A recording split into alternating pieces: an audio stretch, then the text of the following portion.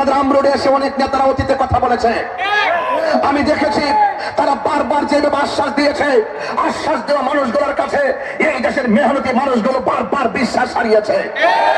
এই জন্য আমি আপনাদেরকে আশ্বাস দিতে চাই না, আমি শুধু এতটুকু বলতে চাই, যেহেতু আমি ইসলামী মূল্যবোধে ইসলামী একটি আদর্শ দিতে ধারণ করি, আমার কথার সাথে অন্তরে যদি মিল না থাকে তাহলে আমি আদর্শ মানুষ হতে পারবো না। আমি কথা দিয়ে গেলাম আমরোডবাসী, চুনারোডবাসী, আজকে যারা বলেছেন যে ওনার বাড়ি ব্রাহ্মণবাড়িয়া, এখানে এসে তিনি কি করবেন, আমি দার্থহীন কণ্ঠে খোলা আকাশের নিচে আল্লাহকে সাক্ষী রেখে আমি এতটুকু বলতে চাই, ইনসাফের ভিত্তিতে, মানবতার ভিত্তিতে এই চুনারোড মাধবপুরবাসীর কাছে আল্লাহ যদি আমাকে কবুল করে, রাষ্ট্রতন্ত্রের টাকা থেকে যত ধরনের বাজেটগুলো আছে এই বাজেটগুলো সুষম বন্টন নীতির আলোকে এই চুনারোড মাধবপুরবাসীর জন্য এমন উন্নয়ন আমি করে দিয়ে যাব, আপনারাই যেন বলেন যে বিগত দিনে 55 বছরে এত উন্নয়ন কেউ করতে পারে না।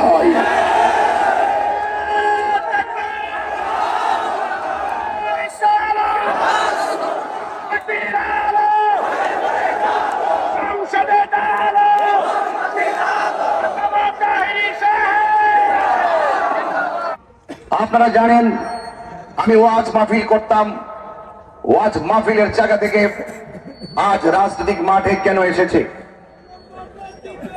সোনারঘাট মাধবপুর আপামর জনতার উদাত্ত ভালোবাসার আহ্বানে, বৃহত্তর সুন্নি জোটের চুলছেরা বিশ্লেষণে, বাংলাদেশ ইসলামী ফ্রন্টের সিদ্ধান্তে আজ সোনারঘাট মাধবপুর থেকে নির্বাচনে আত্মপ্রকাশ করার মূল অর্থই হলো, আমরা বিগত 2 বছর দেখেছি যে রাজনৈতিক অস্থিরতা শুরু হয়েছে। রাজনীতির অস্থিরতা বলতে যদি মোটা থেকে ব্যাখ্যা করি, 1 নম্বর বলতে হবে, আপনারা দেখেছেন এই বিগত 2 বছরে 90টি মাজার ভাঙ্গা হয়েছে। এই বিগত 2 বছরে কবর থেকে লাশ তুলে আগুন দিয়ে পুড়িয়ে দেওয়া হয়েছে। একটি হিন্দুকে মেরে গাছের মধ্যে ঝুলিয়ে আগুন দিয়ে পুড়িয়ে দেওয়া হয়েছে। আমি মনে করি এভাবে দেশ চলতে পারে না। মাজারকে সুরক্ষা করতে হবে, মাদ্রাসাকে সুরক্ষা করতে হবে, মন্দির সুরক্ষা করতে হবে, ব্যবসায়ীদের ব্যবসায়ী নিরাপত্তা দিতে হবে, ধর্ম বর্ণ সকল মানুষের শান্তি প্রতিষ্ঠায় সকলকে ঐক্যবদ্ধ সিদ্ধান্ত নিতে হবে। এরই ধারাবাহিকতায় বৃহত্তর সুন্নি জোট সমর্থিত বাংলাদেশ ইসলামী ফ্রন্ট মনোনীত মোমবাতি প্রতীকটি আজ শুধুমাত্র একটি দলের প্রতীক হিসাবে নয়, আজ মোমবাতি প্রতীকটি চুনারঘাট মাধবপুর নয়, সারা বাংলাদেশে একটি জাতীয় প্রতীক হিসাবে প্রমাণিত হয়েছে। যেখানে চেয়ার মার্কা আছে সেখানে চেয়ার মার্কায় নির্বাচন চলছে, বৃহত্তর সুন্নি জোটের মার্কা। যেখানে একতারা আছে সেখানে একতারাই নির্বাচন চলছে, সেখানে একতারে ভোট হবে। যেহেতু চুনারঘাট মাধবপুর মোমবাতি প্রতীকে নির্বাচন করছি, সেখানে আজ আমরা সুন্নিরা ঐক্যবদ্ধ, আজ দেশের শান্তিপ্রিয় জনতা ঐক্যবদ্ধ। কারণ আমি স্রেফ এই চুনারঘাট মাধবপুর আত্মপ্রকাশ করেছি। আমার নির্বাচনী ইশতেহার যদি বলি, নির্বাচনী পরিকল্পনা যদি বলি, ইনশাআল্লাহ আপনাদেরকে নিয়ে আমি ইনসাফ ভিত্তিক রাজনীতির মাধ্যমে এমন একটি চুনারঘাট মাধবপুর গঠন করতে চাই, এমন একটি চুনারঘাট মাধবপুরকে সারা বাংলাদেশের কাছে একটি মডেল বানাতে চাই, যেন এই চুনারঘাট মাধবপুরের সকল কার্যক্রম সারা বাংলাদেশের চোখে পড়ে। আমি শুধু দায়িত্বহীন কণ্ঠে এদেরকে বলবো, আপনার দল আপনি করবেন, আমার দল আমি করব, এবং আপনার প্রচারণা আপনি করবেন, আমার প্রচারণা আমি করব। আপনার ভোট আপনি দিবেন, আমার ভোট আমি দিব। আপনার এজেন্ট আপনি দিবেন, আমার এজেন্ট আমি দিব। নির্বাচনকে কেন্দ্র করে জনগণের মধ্যে যে একটি আকাঙ্ক্ষা তৈরি হয়েছে, সেই আকাঙ্ক্ষার প্রতিফলন ঘটাতে আজ এলাকায় এলাকায় রন্ধ্রে রন্ধ্রে নির্বাচনী যে রোড ম্যাপ প্রস্তুত হয়েছে, আপনার কোনো কথায়, আপনার কোনো আচরণে, আপনার কোনো হুমকিতে, আপনার কোনো মামলা বাণিজ্যে যদি সেই মানুষ জনগণের আকাঙ্ক্ষার নির্বাচনী রোড ম্যাপটি ব্যাহত হয়, তাহলে জনগণের আকাঙ্ক্ষা বিনষ্ট হবে।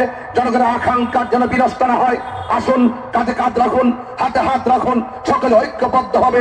একটি রাষ্ট্র সুন্দর সমাজ গঠন করতে আমরা সকলে ঐক্যবদ্ধ হবে, সবাই সবাইকে সহযোগিতা করি। যার যার কাজ করতে থাকুন।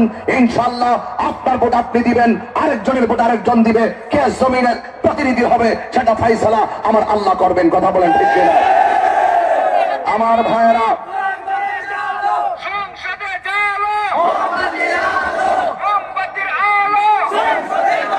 প্রিয় চুনারগড়বাসী, প্রিয় আমরুদবাসী, আমি জানি আপনারা অনেক শান্তি প্রিয় লোক। আমি কিছুদিন আগে আপনাদের মাঝে এসেছিলাম, আপনাদের সঙ্গে দেখা করে এখানে দাঁড়িয়ে বক্তব্য দিয়েছিলাম। আজকের এই জনসমুদ্র থেকে সারা দেশবাসীর কাছে আমি একটি মেসেজ দিতে চাই।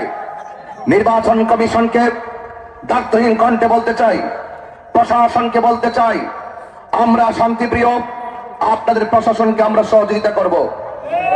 কোন ধরনের পেশি শক্তি, কোন ধরনের আধিপত্যবাদের মাধ্যমে যেন এই জনগণের আকাঙ্ক্ষার নির্বাচনী রুটম্যাপটি ব্যাহত না হয়, সেই জন্য প্রশাসনকে সর্বোচ্চ দায়িত্ব গ্রহণ করতে হবে। আজকে মানুষের নির্বাচন ঘিরে যেই গণজোয়ার তৈরি হয়েছে, সেই নির্বাচনী গণজোয়ার যদি কোন ধরনের পেশি শক্তির কারণে থেমে যায়, তাহলে মনে করবেন এই বাংলাদেশের যে অবস্থা, যে বাংলাদেশের যে অস্থিরতা, রাজনৈতিক অঙ্গনে যে অস্থিরতা, সেই অস্থিরতা আরো বৃদ্ধি পাবে। সেখানে মানুষ নিরাপত্তাহীনতায় ভুগবে, মানুষের জনজীবন অনিরাপদ হয়ে যাবে।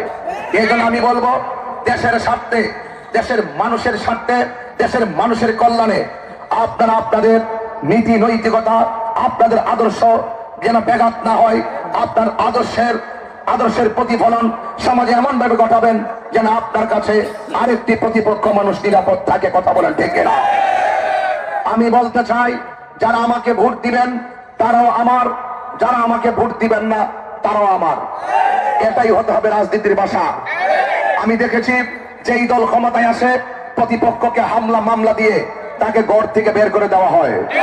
সন্তানদেরকে নিয়ে বাসায় থাকতে পারে না, দিন রাত জঙ্গলে জঙ্গলে, এই আত্মীয় ভাষায় ওই আত্মীয় ভাষায়, এটা রাজনীতির ভাষা হতে পারে না। এইভাবে 53 বছর ধরে যারাই ক্ষমতায় আসে, প্রতিপক্ষকে এমন ভাবে একটি অবস্থা সৃষ্টি করা হয়, 5 জনে অপরাধ করলে 500 লোককে মামলা দেওয়া হয়। এই মামলা বাণিজ্য চলবে না বাংলাদেশে।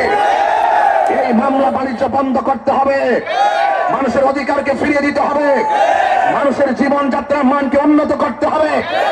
এই জন্য আমি আবারও বলতে চাই, আমি এখানে দাঁড়িয়ে বলছি, যদি আপনাদের সমর্থন, আপনাদের ভালোবাসায়, যদি মোমবাতি প্রতীকে ইনশাআল্লাহ আল্লাহ পাকের দয়ার বরকতে আমি যদি বিজয় হতে পারি, অযথা বিনা কারণে বিনা অন্যায়ে যারা জেল খাচ্ছে, ইনশাআল্লাহ তাদের পক্ষ হয়ে আমি কথা বলবো।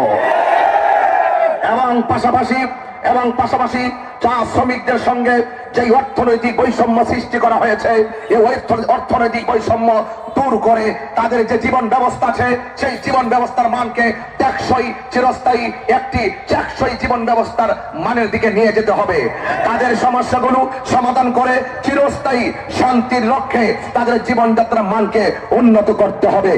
এই জন্য আমি চা শ্রমিকদেরকে উদাত্ত আহ্বান জানাবো, আপনারা ভয় পাবেন না, আপনারা চিন্তিত হবেন না, আপনাদের পক্ষে ইনশাল্লাহ আমি আছি। আপনাদের পক্ষে আপনারা কোনো হুমকি ধামকিতে ভয় পাবেন না। আপনাদেরকে নিয়ে আমি আজকে নতুন করে নয়, শুধু রাজনৈতিক মাঠে নয়, অতীত থেকেও আমি কথা বলে এসেছি, আপনাদের পক্ষে আমি কথা বলেছি।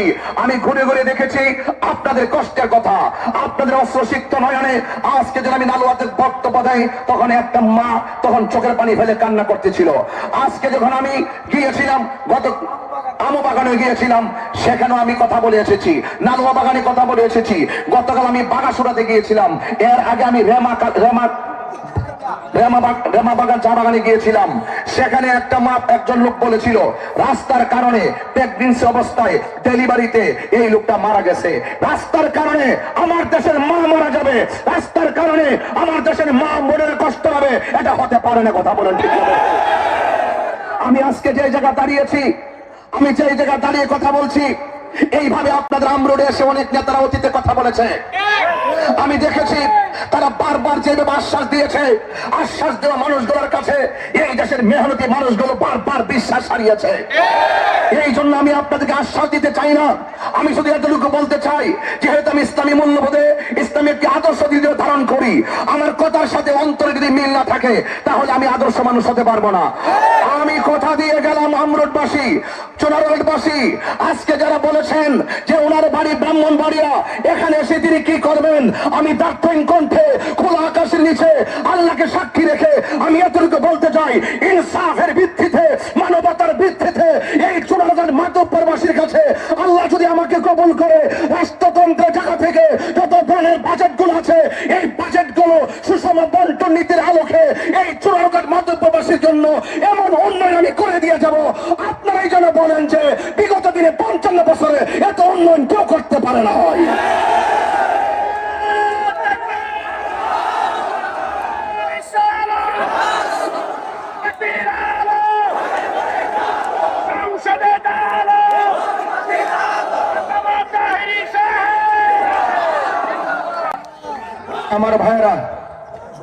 আমার ভাইয়েরা, আমি কিন্তু একজন হুজুর মানুষ, আমি ওয়াজ করি। আজকে আমাকে অনেক আঘাত করে কথা বলা হয়। আমি কি আপনাদেরকে কোনো কষ্ট দিয়েছি? কোন ওয়াদা খেলাফ করে কষ্ট দিয়েছি? কোন গালাগালি করেছি?